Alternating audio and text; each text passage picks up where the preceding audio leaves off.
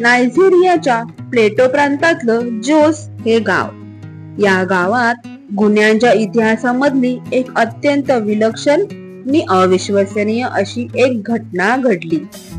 त्या घटनेची कल्पना होती अद्भुत कहाणी इथे सांगायची आहे. एका दुपारी या गावामधल्या पोलीस स्टेशनच्या वरांड्यातल्या बाकड्यावर बसून ओझो डुलक्या घेत होता. दुपारची वेळ आणि त्यात भरीला आलेल्या सुस्तीमुळे त्याला जबरदस्त पेंग आली होती. डुलक्या घेता घेता मान कलंडून त्याचा झोप गेला. मानेला बसलेल्या झटक्यामुळे त्याची तंद्री भंगली आणि त्याचे डोळे उघडून एक दीर्घ जांभई दिली त्याने. पोलीस स्टेशन समोरून गेलेल्या लांब लचक रस्त्याकडे त्याची दृष्टी गेली तेव्हा दूरवरून सुमारे मैलभर अंतरावरून धुळीचा एक लहानसा लोट पुढे सरकत पोलीस स्टेशनच्या दिशेने येत असलेला त्याला दिसला. त्या दृश्याकडे एक वार नजर टाकून त्यानं पुन्हा डोळे मिटले आणि तो पेंगू लागला. पोलीस स्टेशनच्या आतल्या ऑफिस मध्ये पोलीस सुपरिंटेंडंट जॉन बेकेट आपल्या टेबलाशी चिंतातूर मुद्रेने बसला होता. त्याच्या पुढ्यात टेबलावर काही फोटो पसरलेले होते. त्या फोटोवरून नजर फिरवीत असताना भर दुपारीही त्याच्या अंगावर शहारे येत होते.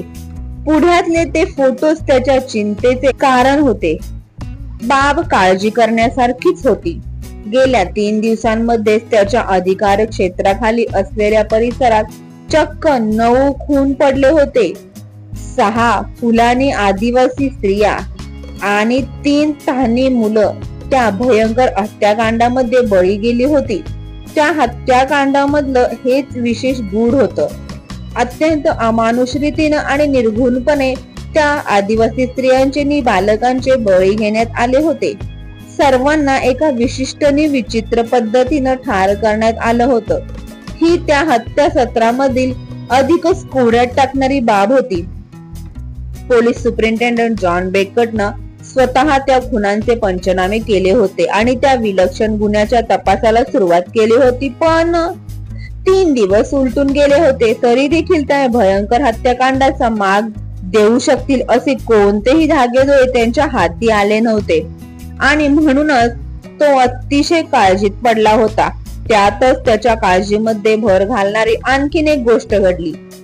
फुलानी आदिवासी स्त्रिया आणि बालकांच्या हत्याकांडाची ती भयंकर हकीकत प्लेटो प्रांतातल्या लेगॉस या शहरामध्ये असलेल्या मंत्रालयापर्यंत पोहोचली होती. मंत्रालयामधील कुणीतरी फार उच्च पदस्थ अधिकारी व्यक्ती खुनांच्या त्या वार्त्याने अतिशय अस्वस्थ झाली होती. नायजेरिया मधला प्लेटो हा प्रांत तसा अतिशय मागासलेला होता. तिथल्या आदिवासी जमातींमध्ये जादूटोण्याचे आणि मंत्रतंत्रांचे अघोरी प्रकार चालत असायचे. त्यामुळे त्या विचित्र हत्याकांडामध्ये मरण पावलेल्या दुर्दैवी आदिवासी स्त्रिया आणि बालक अशाच काहीतरी भयंकर जादूटोण्याला बळी पडली असावीत आणि ते अघोरी कृत्य कुणातरी क्रूर मांत्रिकानं घडवून आणलं असलं पाहिजे असा संशय मंत्रालयातल्या त्या उच्च पदस्थ अधिकाऱ्याला आला होता.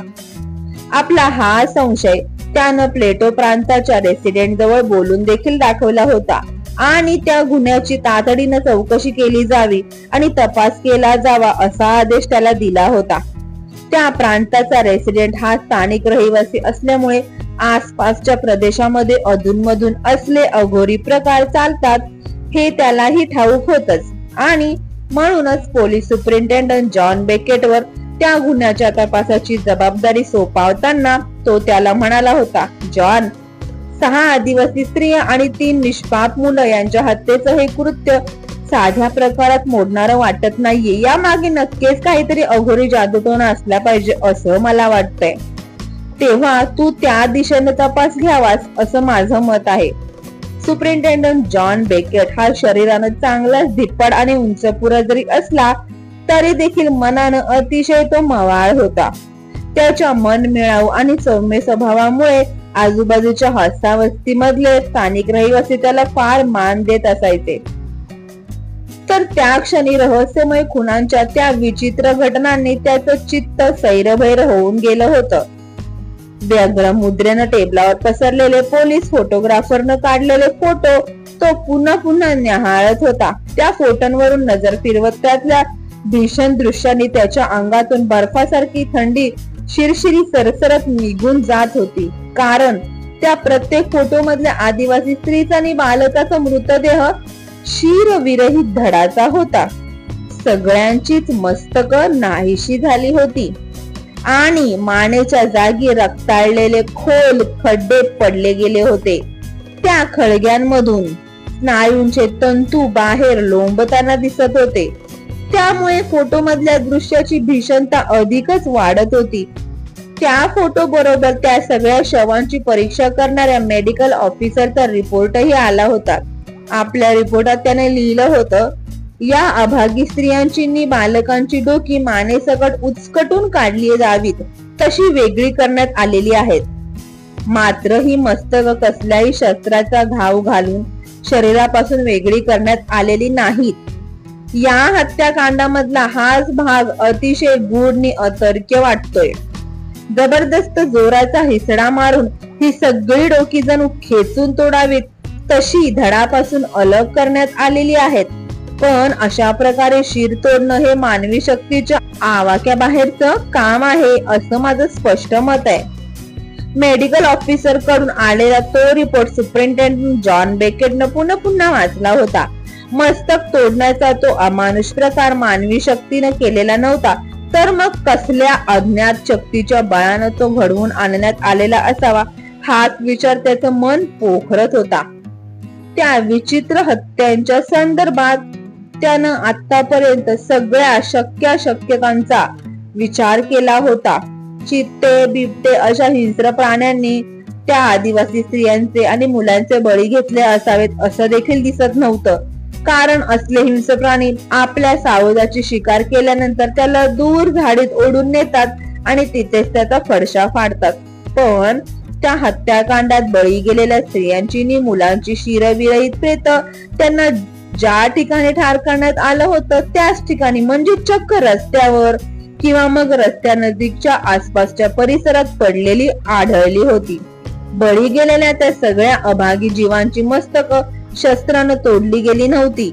हिंस्र प्राण्यांनीही ती तोडून नेलेली दिसत नव्हती आणि तरीही जबर शक्तीनं उसकटून काढली जावीत आणि धडांपासून अलग केली जावीत तसा काहीतरी प्रकार दिसत होता. पण मग अशा प्रकारे शिर तोडणं ही गोष्ट मानवी शक्तीलाही सहज साध्य नव्हती. मग या विचित्र हत्या कोणत्या प्रकारानं घडवून आणण्यात आल्या होत्या? ज्यानं त्या घडवून आणल्या त्यानं त्यासाठी काही अतिमानवी शक्तीचा वापर तर केला नव्हता.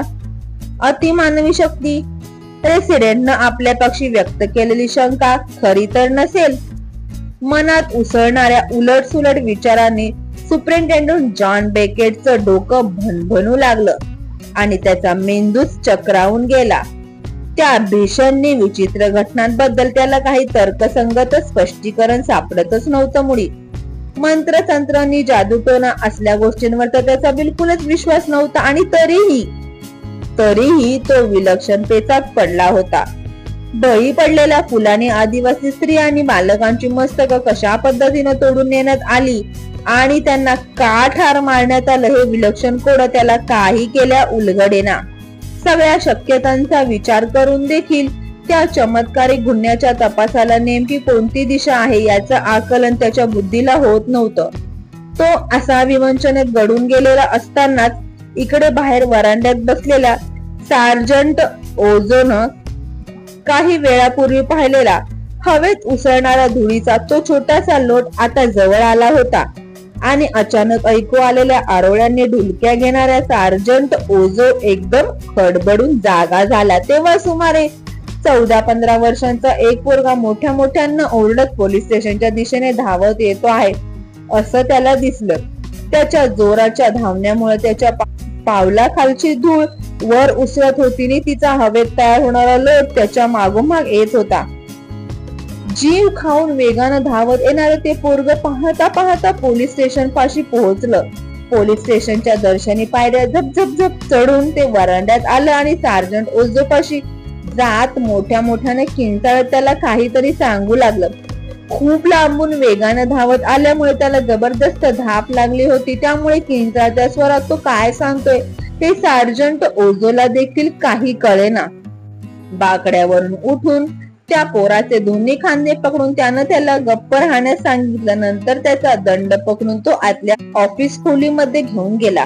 तिथे सुपरिंटेंडंट जॉन बेकेट समोर त्याला उभं करून तो म्हणाला, चीफ, हा पोरगा घाबरून धावत आलाय आणि त्याला काहीतरी सांगायचंय. धापा टाकत तो पोरगा स्थानिक भाषेत पुन्हा घाईघाईने काहीतरी भरभरभर सांगू लागला. सुपरिंटेंडंट बेकेट त्या पोराचं अपादमस्तक निरीक्षण केलं आणि तो सार्जंट ओझोला म्हणाला, हे बघ, खुनांच्या प्रकरणांवर मी सध्या डोकं शिनवतोय, त्यामुळे असल्या फालतू गोष्टींकडे लक्ष द्यायला मला काही वेळ नाही. या पोराचा नेहमीप्रमाणेच काहीतरी घरगुती मामला असेल, तेव्हा त्याला बाहेर ने आणि काय भानगड आहे ते तूच बघ. सुपरिंटेंडंट जॉन बेकेटनं दिलेल्या आज्ञेवरून सार्जंट ओझोनं त्या पोराला परत बाहेरच्या व्हरांड्यात नेलं. पण 5 मिनिटांमध्ये ती जोडगोळी पुन्हा सुपरिंटेंडंट बेकेटच्या ऑफिस खोलीत परतली. ती दोघही एकदम काहीतरी सांगू लागले, त्यामुळे त्या दोघांपैकी कोण जास्त बावचळलेला आहे ते सुपरिंटेंडंट बेकेटच्या ध्यानात येईना. त्यांना दोघांना गप्प राहायला सांगितलं. नंतर तो सगळा काय प्रकार आहे हे सार्जंट ओझोला विचारलं. त्यामुळे त्या पोराला जी खबर द्यायची होती ती आता सार्जंट ओझो सांगू लागला. चीफ, हा पोरगा गुराखी आहे.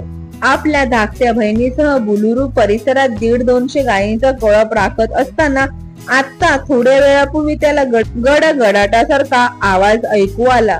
उन्हाळ्याचे दिवस असून देखील पावसाळ्यामध्ये आकाशात ढगांचा गडगडाट होतो तसाच, अगदी तसाच आवाज ऐकू आल्यामुळे ही दोघं बहीण भावंडे चमकली व तो आवाज कसला आला याबद्दल विचार करू लागली. अशातच त्यांची एक गाय मुख्य कळप सोडून भरकटत बरीच दूर निघून गेली. तिला परत आणण्यासाठी ही दोघं भावंड त्या दिशेने गेली. गायीच्या पाठीमागे धावत एका लहानसा टेकडी वजा उंचवटा चढून एका मोठ्या शेळीला वळसा घालून ती पलीकडे गेली.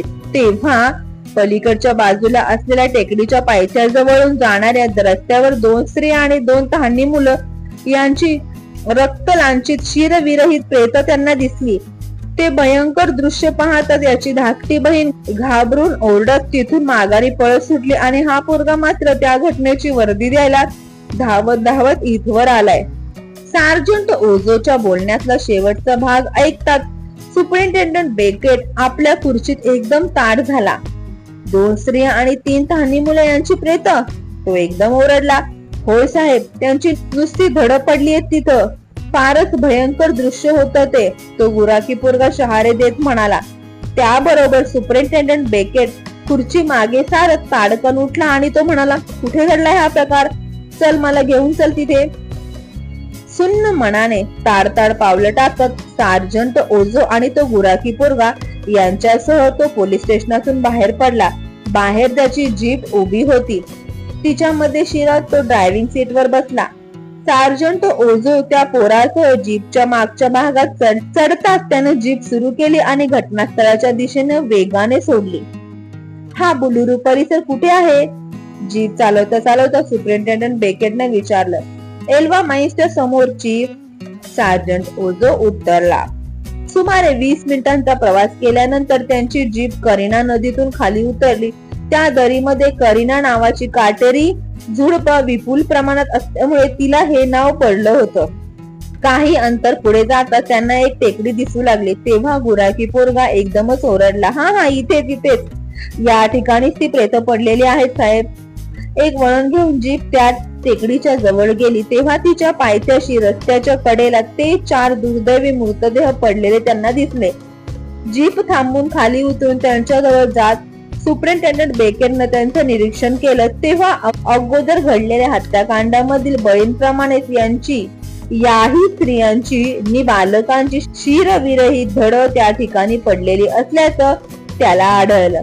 ते दृश्य अत्यंत भयावह आणि अंगावर काटा आणणारं होतं. आश्चर्याची गोष्ट ही होती की यावेळी बळी गेलेल्या या 2 स्त्रिया सुद्धा फुलाने या आदिवासी जमातीच्याच होत्या.